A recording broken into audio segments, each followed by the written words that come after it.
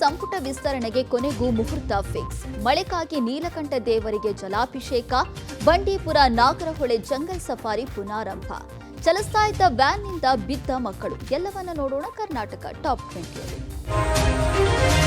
DK Shivakumar CM ಪಟ್ಟಕ್ಕೇರಿ ತಿಂಗಳು ಕಳೀತಾ ಬಂದರೂ ಸಂಪುಟ ವಿಸ್ತರಣೆ ಮಾತ್ರ ಕಗ್ಗಂಟಾಗಿಯೇ ಉಳಿದಿದೆ. ಆಕಾಂಕ್ಷಿಗಳ ಪಟ್ಟಿ ಹೆಚ್ಚಾಗಿದ್ದು ಕೈ ಹೈಕಮಾಂಡ್ಗೆ ತಲೆನೋವನ್ನು ತರಿಸಿದೆ. ಜುಲೈ ಮೊದಲ ವಾರದ ಬಳಿಕ ಸಂಪುಟ ವಿಸ್ತರಣೆ ಫೈನಲ್ ಆಗಲಿದೆ ಅಂತ ಹೇಳಲಾಗ್ತಿದೆ. ಶಾಸಕರು, ಮಾಜಿ ಸಚಿವರ ವರದಿಯನ್ನ ಈಗಾಗಲೇ ಕಾಂಗ್ರೆಸ್ ಹೈಕಮಾಂಡ್ ತರಿಸಿಕೊಂಡಿದೆ. ಸಿಎಂ, ಮಾಜಿ ಸಿಎಂ ಹೇಳಿದವರಿಗೆಲ್ಲ ಮಿನಿಸ್ಟರ್ ಗಿರಿ ಸಿಗುತ್ತಾ ಎಂಬ ಗೊಂದಲ, ಆತಂಕ ಸಚಿವಾಕಾಂಕ್ಷಿಗಳಿಗೆ ಕಾಡ್ತಿದೆ. ಈಗಾಗಲೇ ಸಚಿವ ಸ್ಥಾನಕ್ಕೆ ಹಲವು ಹೆಸರುಗಳು ಶಾರ್ಟ್ ಲಿಸ್ಟ್ ಮಾಡಿರುವ ಹೈಕಮಾಂಡ್ ಸಿದ್ದರಾಮಯ್ಯ ಸಂಪುಟದಲ್ಲಿದ್ದ ಹಲವರಿಗೆ ಅವಕಾಶ ಕೊಡುತ್ತಾ ಹೊಸ ಮುಖಗಳಿಗೆ ಮಣೆ ಹಾಕುತ್ತಾ ಅನ್ನುವ ಕುತೂಹಲ ಇದೆ. ರಾಹುಲ್ ಗಾಂಧಿ ಸೂತ್ರವೇ ಫೈನಲ್ ಆಗಲಿದ್ದು ಜುಲೈ ಮೊದಲ ವಾರದ ಬಳಿಕ ಡಿಕೆಶಿ ಸಂಪುಟ ಪೂರ್ಣ ಭರ್ತಿಯಾಗುವ ಸಾಧ್ಯತೆ ಇದೆ. ಇದರೊಂದಿಗೆ ಸಚಿವ ಸ್ಥಾನಕ್ಕೆ ಕಾದು ಕುಳಿತ ಆಕಾಂಕ್ಷಿಗಳ ಮುಖದಲ್ಲಿ ಮಂದಹಾಸ ಮೂಡಿಸಿದೆ. ರಾಜ್ಯದಲ್ಲಿ ಮುಂಗಾರು ಮಳೆ ಕೈಕೊಟ್ಟ ಹಿನ್ನೆಲೆಯಲ್ಲಿ ವರುಣ ದೇವನ ಕೃಪೆಗಾಗಿ ರೈತರು ದೇವರ ಮೊರೆ ಹೋಗಿದ್ದಾರೆ. ಮಳೆಗಾಗಿ ವಿಶಿಷ್ಟ ಆಚರಣೆಗಳನ್ನು ಮಾಡ್ತಾ ಇದ್ದಾರೆ. ಬೆಳಗಾವಿ ಜಿಲ್ಲೆ ಹುಕ್ಕೇರಿ ತಾಲೂಕಿನ ನೇರಲಿ ಗ್ರಾಮದಲ್ಲಿ ದೇವಸ್ಥಾನದ ಗರ್ಭಗುಡಿಯನ್ನ ನೀರಿನಿಂದ ತುಂಬಿಸಿ ಜಲಾಭಿಷೇಕ ನೆರವೇರಿಸಲಾಯಿತು. ಗ್ರಾಮದ ನೀಲಕಂಠೇಶ್ವರ ದೇವರಿಗೆ ಜಲಾಭಿಷೇಕ ಮಾಡಿದ ಗ್ರಾಮಸ್ಥರು ದೇವಸ್ಥಾನದ ಗರ್ಭಗುಡಿಯ ಒಳಗೆ ನೀರು ತುಂಬಿ ಮಳೆಗಾಗಿ ಪ್ರಾರ್ಥಿಸಿದ್ದಾರೆ. ಮುಂಗಾರು ಮಳೆ ನಂಬಿ ಬಿತ್ತನೆ ಮಾಡಿದ್ದ ರೈತರಿಗೆ ಬರಗಾಲ ಆತಂಕ ಹೆಚ್ಚುತ್ತಿದೆ. ಬಿತ್ತನೆ ಮಾಡಿದ ಬೆಳೆಗಳು ಒಣಗುವ ಸ್ಥಿತಿ ತಲುಪಿದೆ. ಮುಂದಿನ ದಿನಗಳಲ್ಲಿ ಕುಡಿಯುವ ನೀರಿಗೆ ಅಭಾವ ಆಗುವ ಆತಂಕ ಎದುರಾಗಿದ್ದು ನೀಲಕಂಠೇಶ್ವರ ದೇವರಿಗೆ ಜಲಾಭಿಷೇಕ ಮಾಡಿದರೆ ಮಳೆ ಬರುತ್ತೆ ಎಂಬ ನಂಬಿಕೆ ಗ್ರಾಮಸ್ಥರಲ್ಲಿ ಇದೆ. ಮತ್ತೊಂದೆಡೆ ದಾವಣಗೆರೆ ತಾಲೂಕಿನ ಆನಗೋಡು ಗ್ರಾಮದಲ್ಲಿ ಮಳೆಗಾಗಿ ಗ್ರಾಮಸ್ಥರು ಮರುಳಸಿದ್ದೇಶ್ವರ ದೇವಸ್ಥಾನ ಆವರಣದಲ್ಲಿ ವಾರದ ಸಂತೆ ನಡೆಸಿದರೆ ಮಳೆ ಬರುತ್ತೆ ಅನ್ನೋ ನಂಬಿಕೆ ಜನರಲ್ಲಿ ಇದೆ.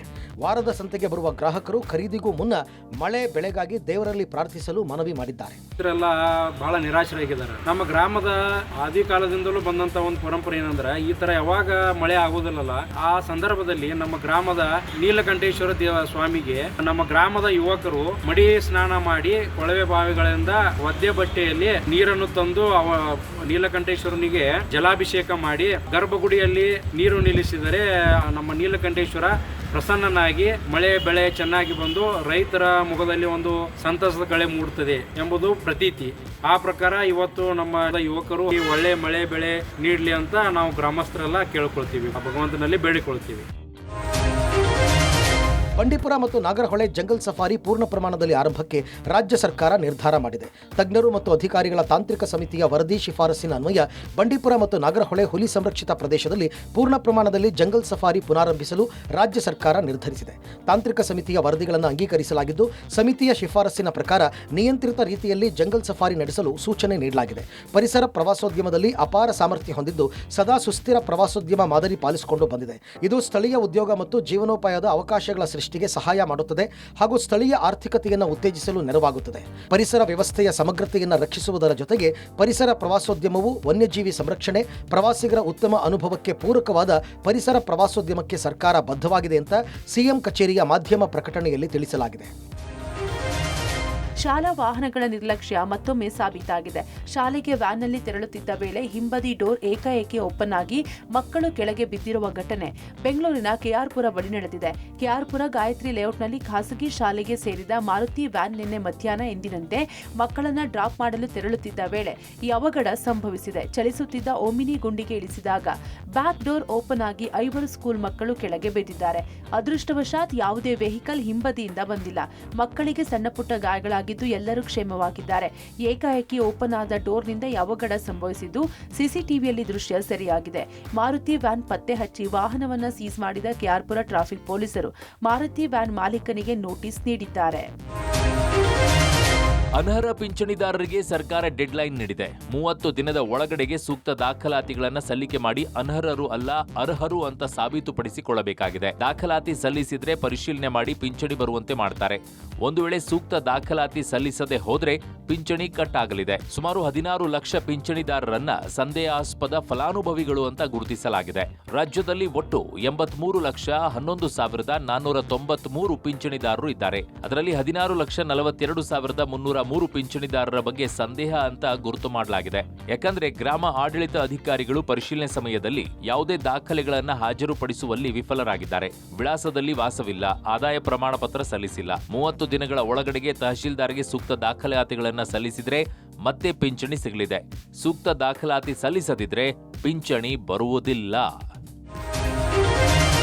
ಪಶ್ಚಿಮ ಏಷ್ಯಾದಲ್ಲಿನ ಉದ್ವಿಗ್ನತೆ ಕಡಿಮೆಯಾಗುತ್ತಿರುವ ಹಿನ್ನೆಲೆಯಲ್ಲಿ ಕೇಂದ್ರ ಸರ್ಕಾರ ವಾಣಿಜ್ಯ ಬಳಕೆಯ ಎಲ್ಪಿಜಿ ಪೂರೈಕೆಯ ಮೇಲಿದ್ದ ಎಲ್ಲಾ ನಿರ್ಬಂಧಗಳನ್ನು ಹಿಂಪಡೆದಿದೆ.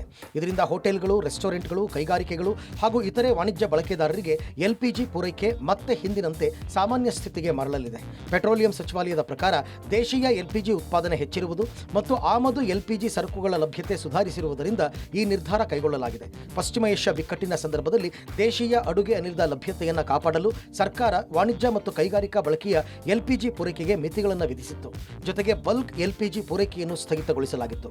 ಈಗ ಪರಿಸ್ಥಿತಿ ಸುಧಾರಿಸಿರುವುದರಿಂದ ಬಲ್ಕ್ ಎಲ್ಪಿಜಿ ಪೂರೈಕೆಯನ್ನು ಹಿಂದಿನ ಮಟ್ಟದ 50% ಪುನರಾರಂಭಿಸಲು ಸರ್ಕಾರ ಅನುಮತಿ ನೀಡಿದೆ. ಸರ್ಕಾರದ ಈ ಕ್ರಮದಿಂದ ಹೋಟೆಲ್, ರೆಸ್ಟೋರೆಂಟ್, ಆಹಾರ ಸಂಸ್ಕರಣಾ ಘಟಕಗಳು ಹಾಗೂ ಇತರೆ ವಾಣಿಜ್ಯ ಸಂಸ್ಥೆಗಳಿಗೆ ಹೆಚ್ಚಿನ ಅನುಕೂಲವಾಗಲಿದ್ದು ಎಲ್ಪಿಜಿ ಪೂರೈಕೆ ಸರಪಳಿ ಮತ್ತೆ ಸಹಜ ಸ್ಥಿತಿಗೆ ಬರಲಿದೆ ಅಂತ ಅಧಿಕಾರಿಗಳು ತಿಳಿಸಿದ್ದಾರೆ.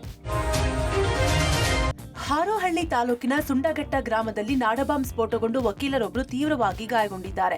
ಬೆಂಗಳೂರು ಮೂಲದ ಮೋಹನ್ ಗಾಯಗೊಂಡ ವಕೀಲ ಮೋಹನ್ ಹಾರೋಹಳ್ಳಿ ತಾಲೂಕಿನ ಸುಂಡಘಟ್ಟ ಗ್ರಾಮದಲ್ಲಿ ಫಾರ್ಮ್ ಹೌಸ್ ಹೊಂದಿದ್ದು ನಿನ್ನೆ ತಡರಾತ್ರಿ ತಮ್ಮ ಫಾರ್ಮ್ ಹೌಸ್ಗೆ ಬಂದು ತಂಗಿದ್ರು.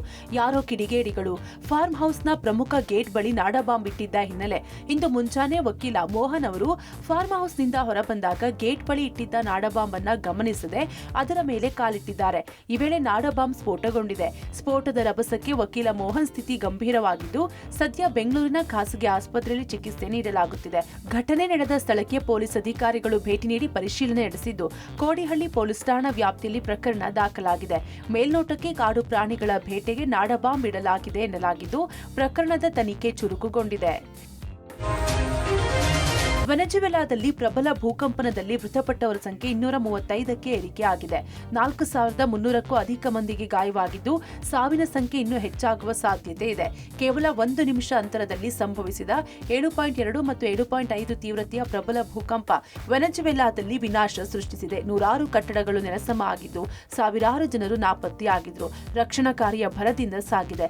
ಈವರೆಗೆ 235 ಮಂದಿ ಸಾವನ್ನಪ್ಪಿದ್ದಾರೆ. ಸಾವಿನ ಸಂಖ್ಯೆ ಮತ್ತಷ್ಟು ಹೆಚ್ಚಾಗುವ ಭೀತಿ ಎದುರಾಗಿದೆ. ಸದ್ಯ ಅವಶೇಷಗಳ ತೆರವು ಕಾರ್ಯಾಚರಣೆ ಮುಂದುವರೆದಿದೆ ಅಂತ ಆರೋಗ್ಯ ಸಚಿವ ಕಾರ್ಲೋಸ್ ಅಲ್ವರಾಡೋ ಮಾಹಿತಿ ನೀಡಿದ್ದಾರೆ. ಅಮೆರಿಕ ಸರ್ಕಾರ ವೆನೆಜುವೆಲಾಗೆ ಪರಿಹಾರ ಸಾಮಗ್ರಿ ಮತ್ತು ಮಾನವೀಯತೆಯ ನೆರವು ತಲುಪಿಸಲು ಕೆಲವು ಆರ್ಥಿಕ ನಿರ್ಬಂಧಗಳಿಗೆ ತಾತ್ಕಾಲಿಕ ವಿನಾಯಿತಿ ನೀಡಿದೆ.